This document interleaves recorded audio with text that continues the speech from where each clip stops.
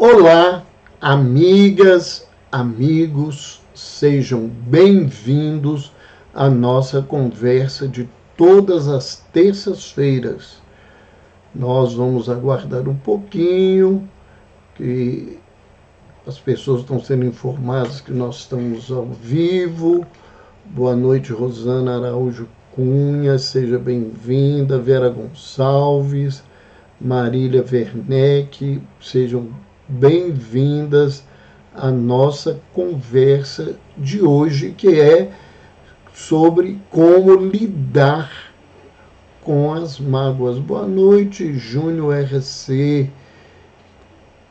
Obrigado, ótima noite para você também. Boa noite, Margarete Altma Cesarino, seja bem-vinda. Nossa, tá melhor, Margarete? Recuperou aí da cirurgia? Como é que estão as coisas? M. Marinho Demir de Miranda, seja bem-vindo. Ana Maria Soares. Vamos começando a nossa conversa. A gente se atrasou um pouquinho, nós tivemos uns probleminhas aqui com a tecnologia, mas acho que agora vai tudo tranquilo.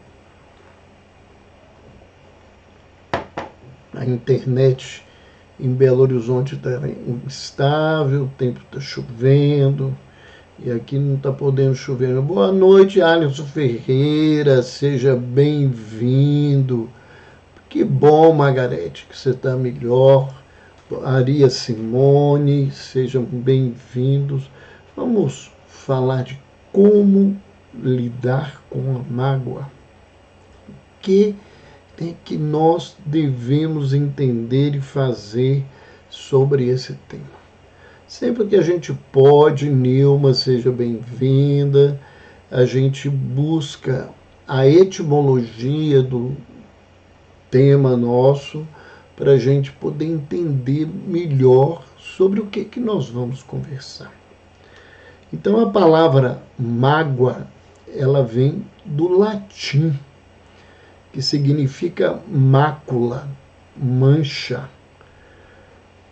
E a palavra mágoa, ela representa um sentimento de desgosto, de pesar, ela traz uma sensação de amargura, de tristeza, de ressentimento, né? Um sentimento que se repete, que fica no indivíduo. E, na verdade, a mágoa, né, quando está na gente, ela é uma mancha. Né? Ela fica marcada na vida da criatura, e a criatura, ela precisa se livrar das mágoas. Por quê? Porque eu tenho que esquecer que as pessoas me fizeram as coisas? Não. É porque eu não mereço ficar na condição que eu estou por causa de alguém. Não é porque o outro eu tenho que esquecer que o outro me fez. É porque se eu fico com mágoa, quem fica doente sou eu. Boa noite, Giadade, seja bem-vinda aqui conosco. Você ainda está no Brasil, está nos Estados Unidos? Como é que estão as coisas, gente? Tudo bom? Então vamos falar um pouco das características, né, que a mágoa traz na vida das criaturas. Então, geralmente, a mágoa é descrita como um peso no peito, um rancor, uma angústia ou uma tristeza. Então, às vezes, as pessoas confundem, né, mágoa com tristeza, né? Mas ela é um peso no peito. E a gente não precisa levar mais peso do que a gente já carrega na vida. Ninguém de nós precisa disso. nós já temos muito peso. Eu, particularmente, estou com peso ainda sobrando, embora aí com o exercício de emagrecer, com cuidado com dieta atualmente, com exercício, mas a gente precisa diminuir isso na nossa caminhada. Na mágoa, existe uma acusação contra o outro, que feriu os valores da pessoa ou as expectativas que a pessoa tinha em relação à criatura. Então nós vamos ver que a mágoa, ela envolve, na verdade, duas situações. Uma delas, né, é quando você fere os valores do indivíduo.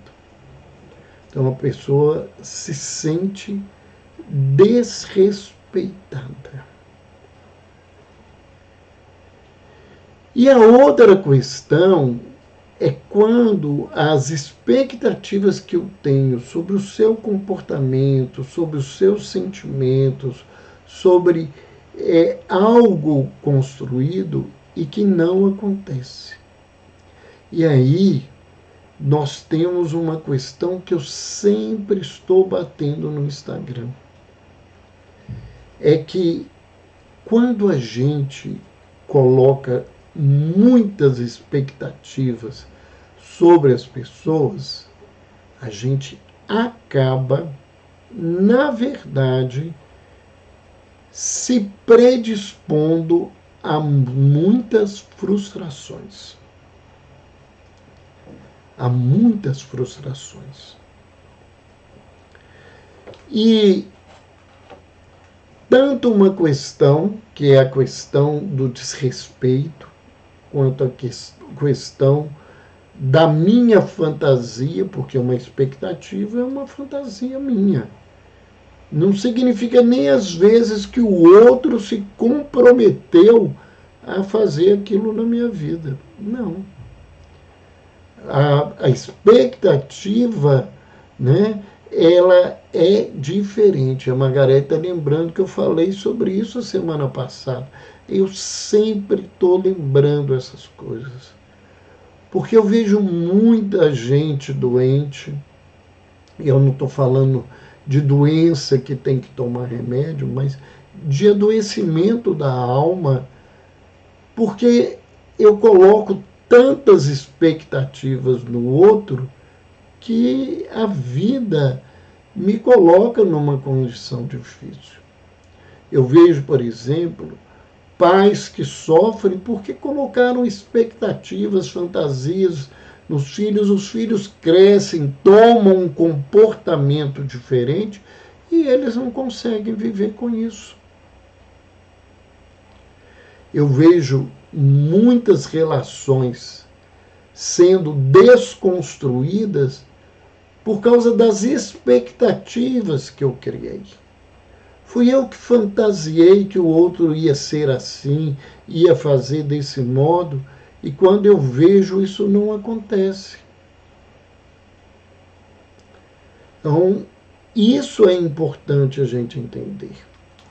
A mágoa é uma expressão de ressentimento, porque como ela fica em mim, ela se repete. Ela se repete quando eu lembro do fato, ela se repete quando algo me faz lembrar a situação que eu vivi. Ela se repete quando eu lembro do alguém que feriu os meus valores, ou alguém que eu pus as expectativas e ela não teve condições de fazer isso na vida. O que acontece quando a gente tem uma mágoa? A mágoa nos paralisa no passado. Eu fico preso àquilo que aconteceu e que eu não deveria me manter naquele lugar. Então, quem está preso ao passado não consegue construir no presente.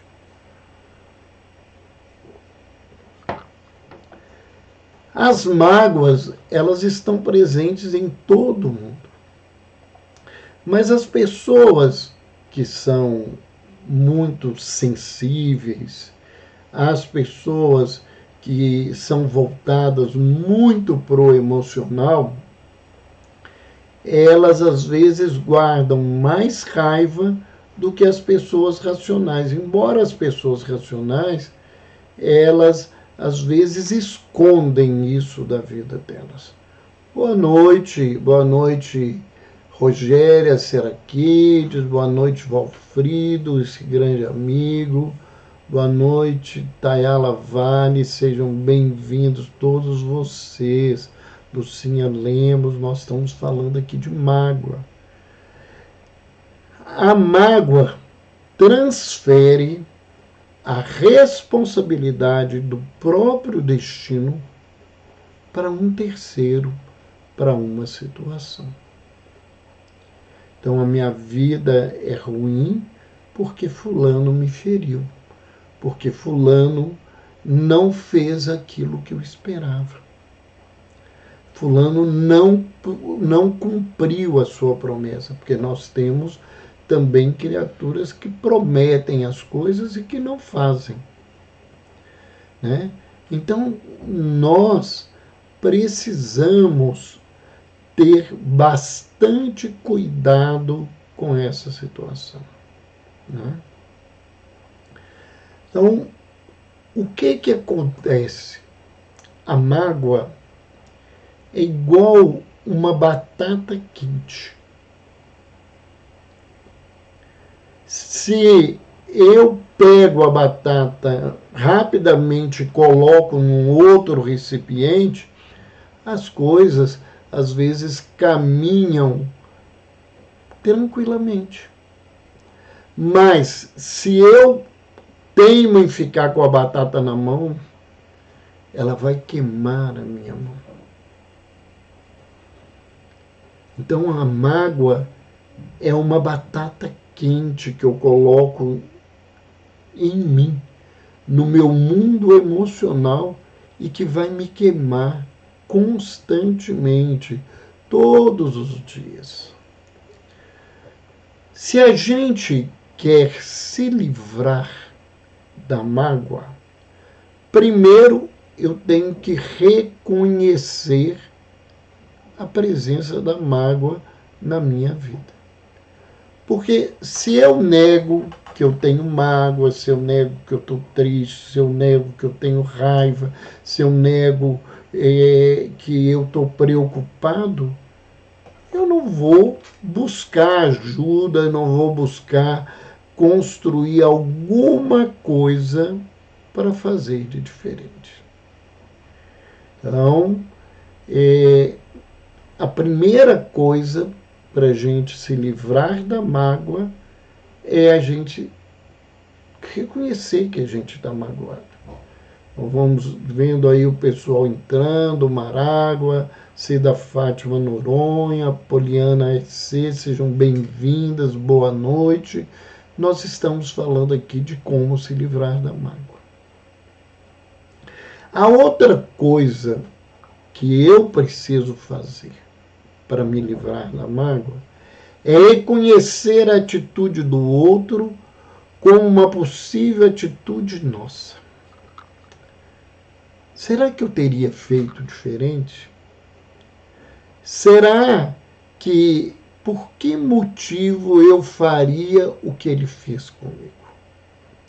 Quando eu começo essas perguntas, quando eu começo a fazer isso, eu vou estar mudando o ponto de vista.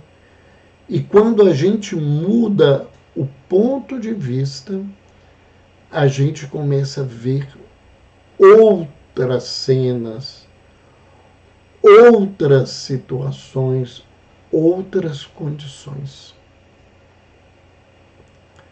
Quando a gente não se permite fazer isso, a gente vai ficar preso à interpretação que eu coloquei naquele lugar, que eu estou ali naquele momento. Então vamos falar de algumas estratégias para livrar-se da mágoa. Então é importante que a gente preste atenção, quem está conosco, que aproveite para nos acompanhar até o final, para poder se livrar da mágoa. Né? Porque normalmente, quando a gente fala sobre esses temas incômodos, eu já percebi isso, às vezes as pessoas entram e saem, e não é dessa live, não, das minhas palestras, das coisas que eu componho. Por quê? Porque às vezes as pessoas não querem ver que elas estão sofrendo, elas não querem ver que a vida está difícil. E olha, eu diria para vocês que são poucas as pessoas que não carregam algum tipo de mágoa. Nessa minha experiência, né, eu trabalho com psiquiatria e psicoterapia há quase 44 anos,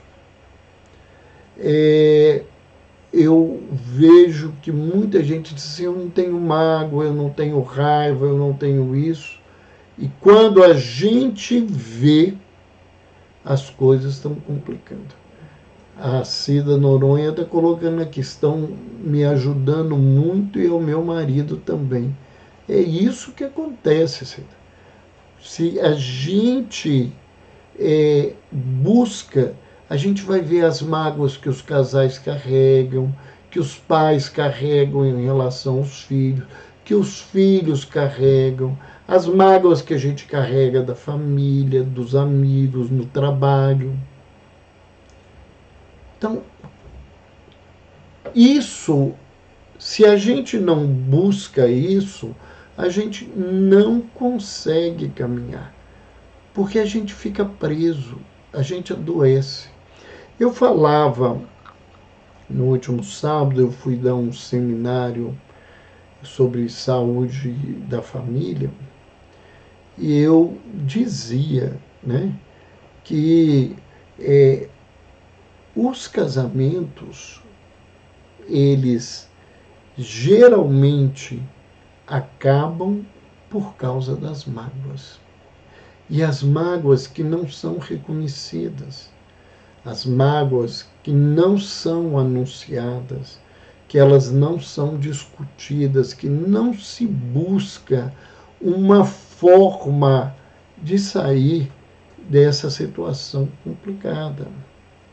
Então, eu tenho que entender, primeiramente, que a responsabilidade da mágoa é minha. Eu que me sinto agredido e frustrado. Ah, mas foi o outro que me causou. Não é isso. Eu fico com a mágoa em mim. Isso é o grande problema. O problema não é o que as pessoas fazem por nós. Conosco, desculpa. O problema real é o que eu faço com as coisas que eu construo no meu mundo sentimental. Com o meu medo, com a minha raiva, com a minha mágoa. A gente tem que aprender a não deixar que a mágoa fique inconsciente e que a gente não busque atitudes de resolução. A gente tem que fazer isso. É preciso, nessa caminhada, revisar o que ocorreu de fato. Retornar a situação na nossa mente com um novo propósito. O que foi que aconteceu? O que houve na realidade? Porque às vezes a nossa interpretação é que cria a nossa mágoa, não é o fato em si.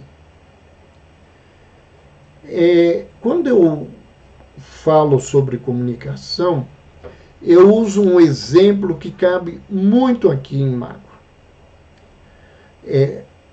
Um rapaz do interior, com uma família de uma classe média, que faz o esforço dele ir para a cidade grande para estudar e aquilo tudo. E ele começa a cuidar da vida dele, ou se encantar com a cidade, e ele não busca os pais com frequência. E na conduta dele, né, ele às vezes só se lembra quando ele precisa dos pais. E essa história, ela passa num tempo, num lugar que eu acredito que muita gente aqui nem conheceu, que é do telegrama, né? Você tem o Telegram hoje que as pessoas usam, e é do telegrama que vinha no papel. E de repente chega na casa dos pais um telegrama.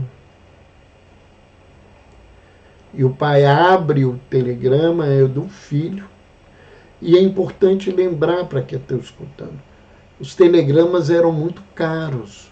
Então você tinha que fazer um resumo do que você queria falar para baratear o telegrama. E às vezes isso dava interpretações diferenciadas. E o pai, a Nilma está falando que conheceu o telegrama, né? Eu já mandei muito telegrama e já recebi muito telegrama na vida. O pai, com raiva das coisas do filho, ele recebe o telegrama, ele lê e grita para a mulher dele: vem cá para você ver como é que esse filho é ingrato. Aí ela chega e ele lê o telegrama para ela: pai, manda dinheiro. A mãe pega o telegrama, olha e fala: meu querido, você não leu direito. Olha o que está escrito: pai, manda dinheiro. As mágoas que nós guardamos, elas fazem-nos interpretar a vida de uma maneira muito complicada. A Nilma está colocando aqui que a geração nova não sabe nem que é o fax. Que era uma das coisas que mais me encantou na vida em tecnologia, porque para mim é um trem muito doido, vem uma coisa, telefone de lá, e demarca um papel e sai um papel me trazendo uma informação que chegou da Europa, dos Estados Unidos, ou de uma cidade longe, ou de um lugar da própria cidade, né? Eu ficava encantado com o fax. Eu acho que é uma descoberta muito interessante. A gente tem que identificar o motivo de não ter agido passivamente diante do fato. Identificar qual a atitude, né, que faltou da parte da gente que foi magoado no momento e que causou, né, essa paralisação disso tudo da gente. Será que foi um medo de perda ou de não aceitação? Foi uma insegurança? Será que a gente já pensou, né, quais poderiam ser os ganhos secundários diante da passividade? Isso vai mudar a nossa visão da mágoa. Porque muitas vezes a gente vai ver que fomos nós que não fizemos. Fomos nós que não nos dispusemos da coisa. Nós nos tornamos passivos por medo do que o outro ia pensar, ou se o outro iria embora, o que iria acontecer comigo?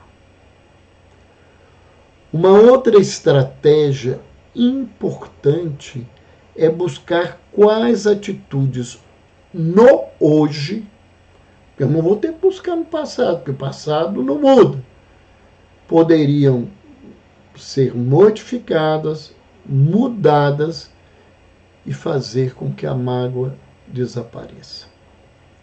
Porque tem coisas, quando eu reviso a situação, quando eu releio a postura do outro, às vezes isso é o suficiente para mudar a coisa.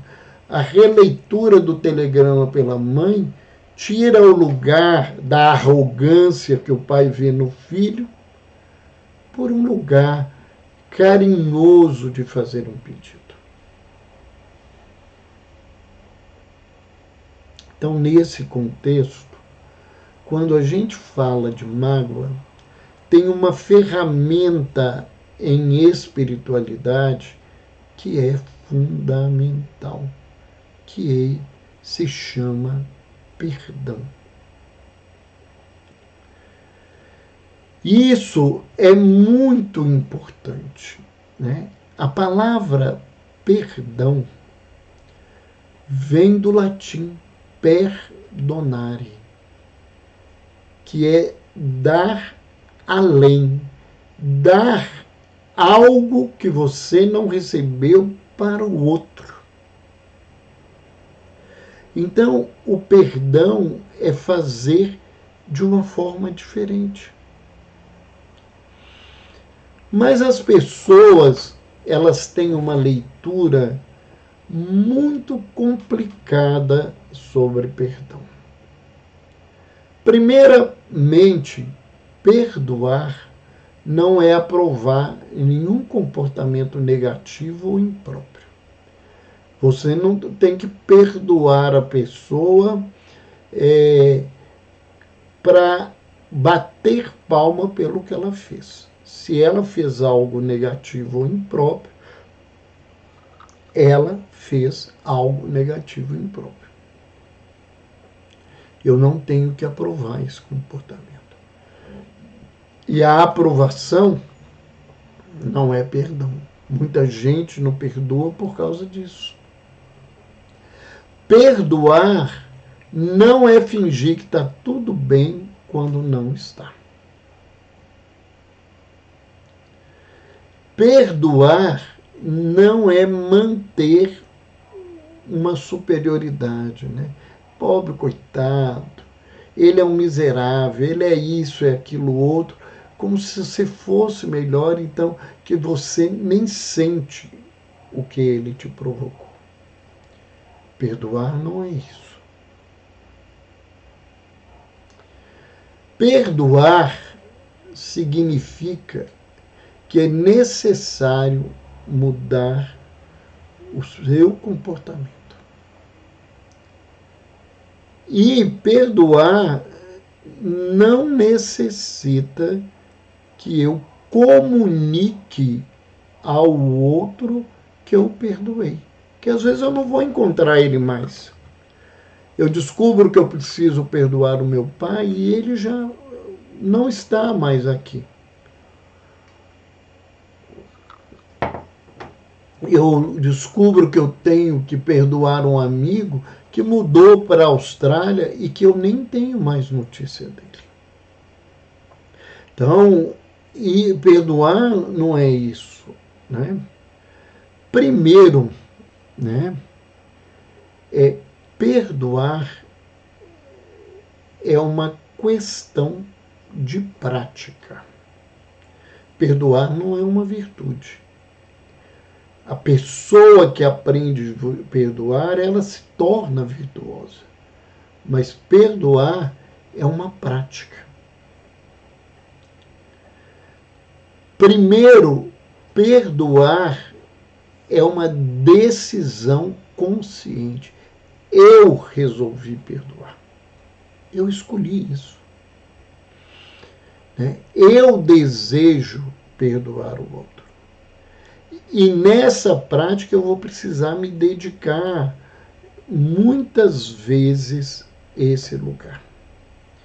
Existe na África um tipo de cumprimento que as pessoas, eu não sei se a palavra a gente pronuncia assim, mas é savubona. E savubona significa eu o vejo.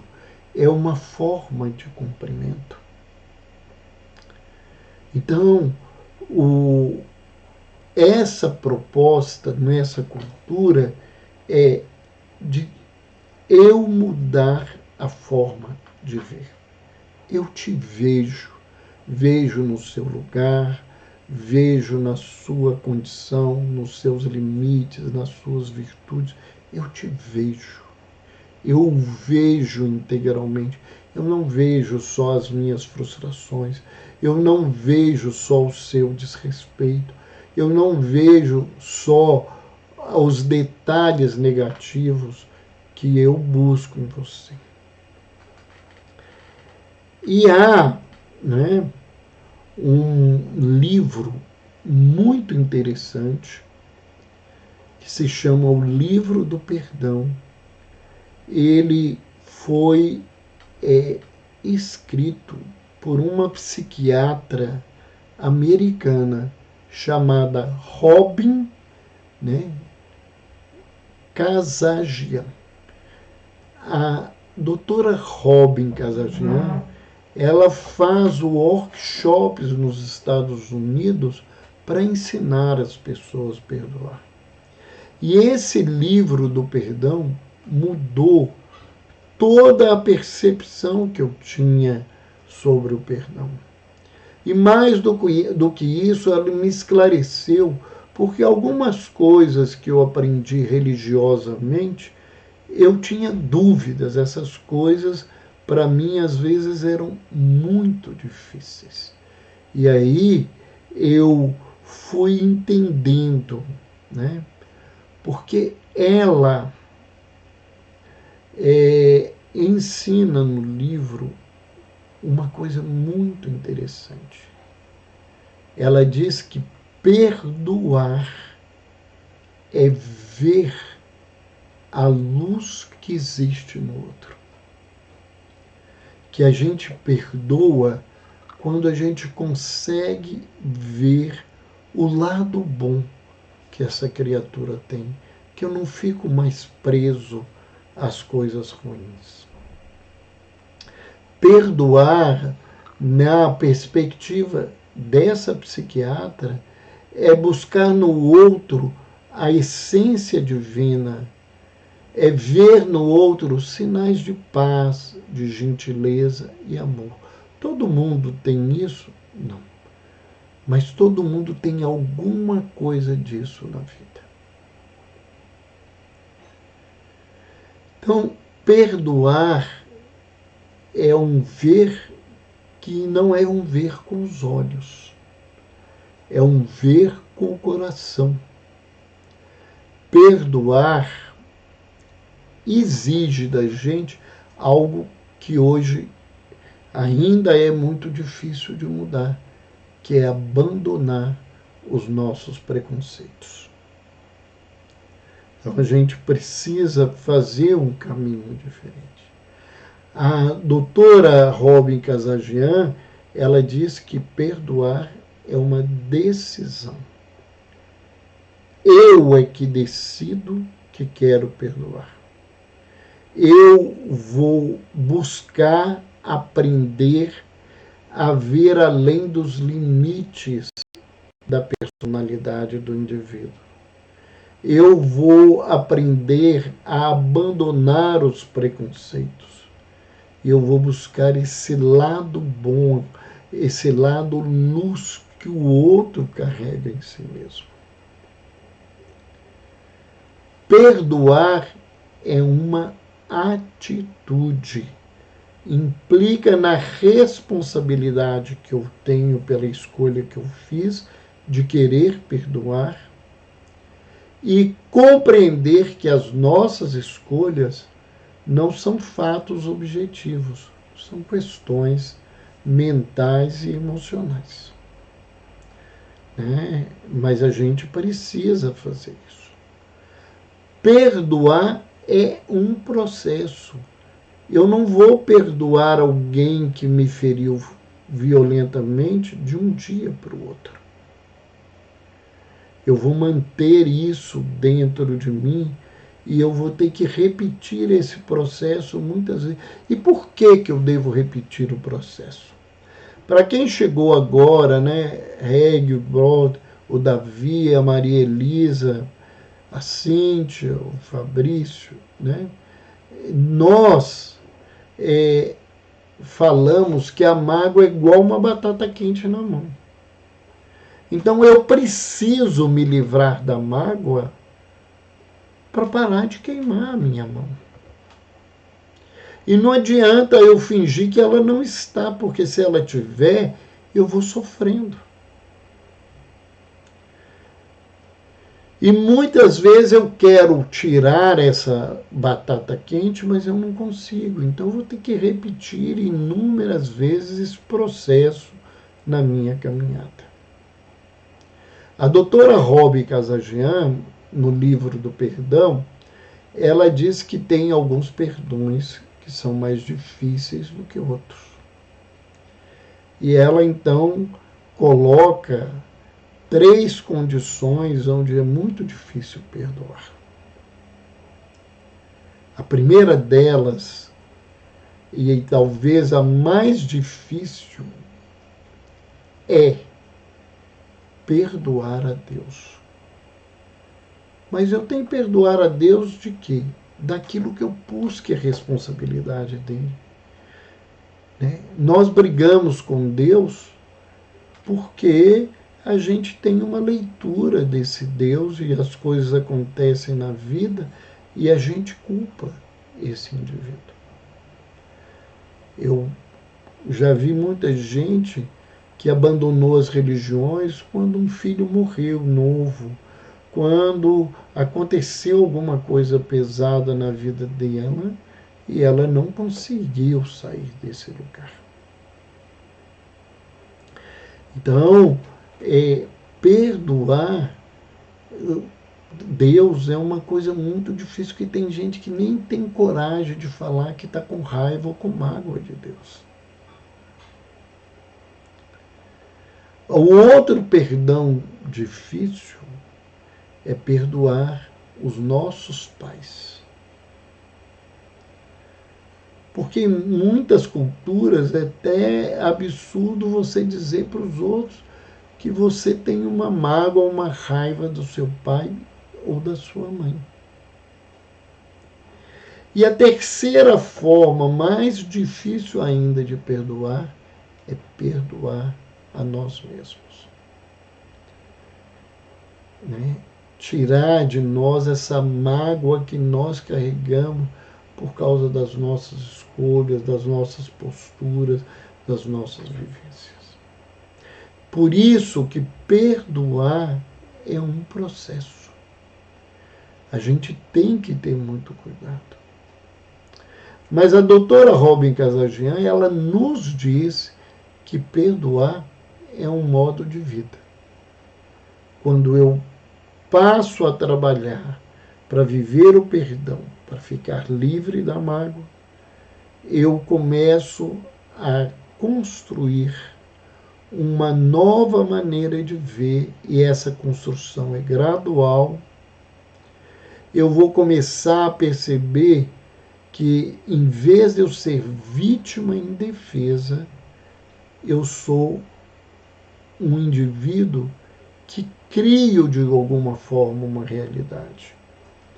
E eu preciso ver se essa criação da realidade que eu tenho, ela é uma criação verdadeira. Se não é uma interpretação falsa da minha caminhada.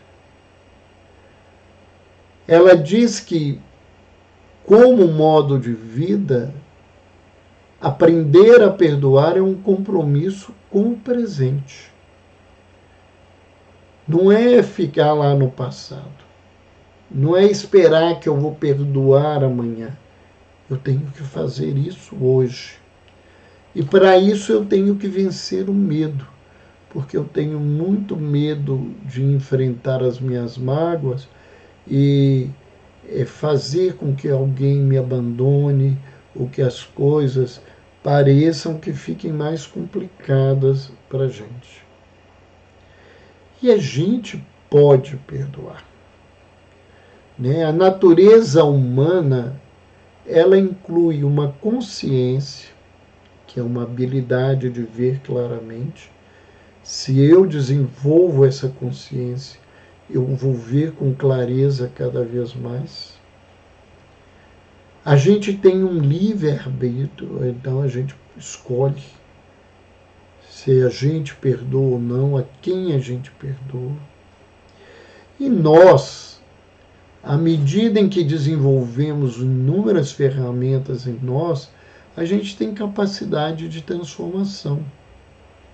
A gente é capaz de reconhecer a nossa dor, a gente é capaz de avaliar e admitir se essa dor é verdadeira ou não, se é uma dor que é uma ilusão que eu construí na minha vida, o que é uma interpretação falsa da caminhada. A gente, enquanto natureza humana, a gente tem capacidade de buscar o sentido do aprendizado. Por que eu preciso aprender as coisas? Porque eu tenho que querer isso. E eu tenho que transformar e posso transformar as coisas que eu tenho na mente em experiência. Eu não preciso ficar só no campo mental. Por isso que eu preciso vencer o medo. O Amir Klink, ele fala no livro Paraty, Entre Dois Polos, num determinado momento, ele diz uma frase que eu uso muito para os meus pacientes. Um dia a gente tem que desembarcar dos sonhos e tomar uma atitude. Não adianta ficar só no mundo mental. Eu preciso, só um instante, porque avisou aqui que nós estamos... Isso, desculpa, foi um instante.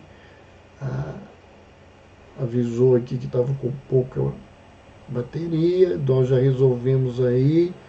Boa noite, Peron Celestina. Nós entendemos, né, esse contexto aí no processo.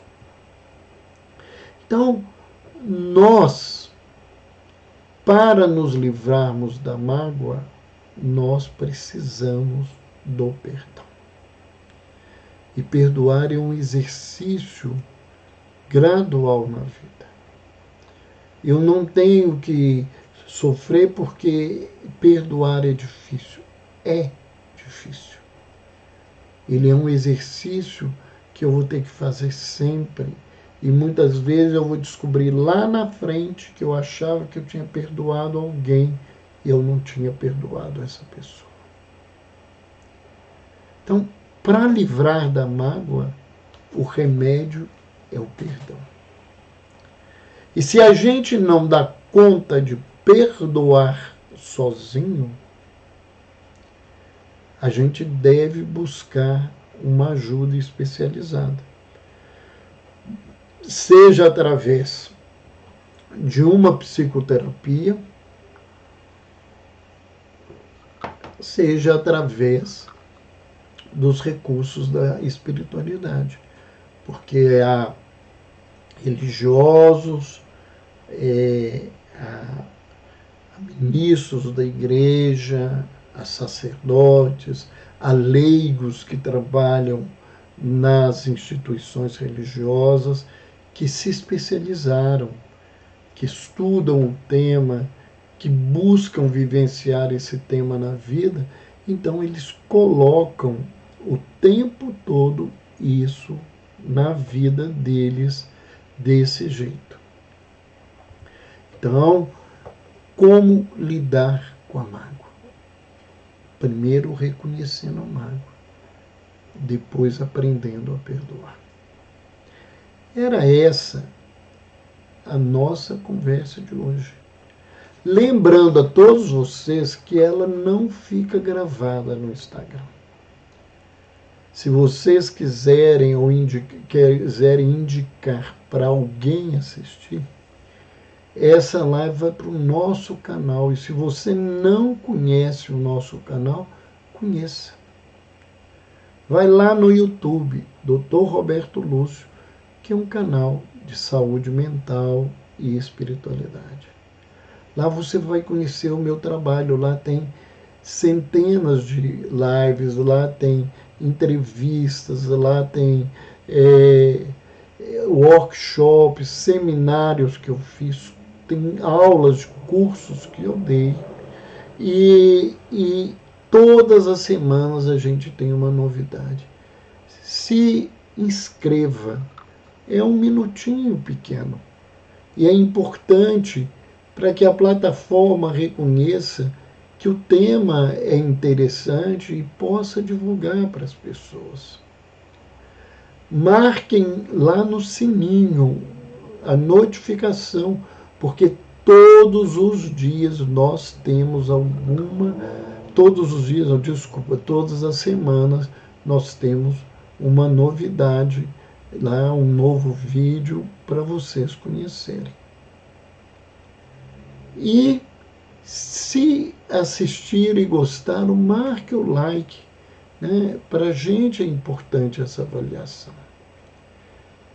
E todos os dias nós estamos no Instagram e no Facebook com alguma mensagem sobre saúde mental e espiritualidade. Não com uma visão só farmacológica, até porque eu não falo o tempo todo de medicamentos, né? Eu tenho a preocupação que a gente entenda que os medicamentos são importantes para o tratamento. Mas sem a transformação pessoal, sem o autoconhecimento, as coisas são impossíveis de mudar. Remédio não muda as coisas. Remédio estabiliza meu humor, mas se eu não mudar, se eu não sair da minha faixa de complexa, quando tirar o remédio, daqui a pouco eu adoeço de novo. Ou eu vou adoecer de outra forma. Eu digo muito que mágoa leva muitas pessoas aos cânceres. Observando, eu nunca fiz uma pesquisa, mas eu procuro ouvir as pessoas, e quando eu recebo pacientes que tiveram câncer de mama, eu vou investigando e a gente vai encontrar as mágoas que essas pessoas prenderam no peito. Nós falamos sobre isso no início, que mágoa é uma sensação de peso no peito. Aí o peso no peito provoca um tumor. Nós precisamos lembrar disso.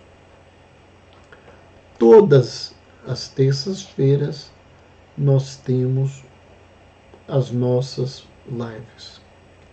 Mas por questões pessoais nossas,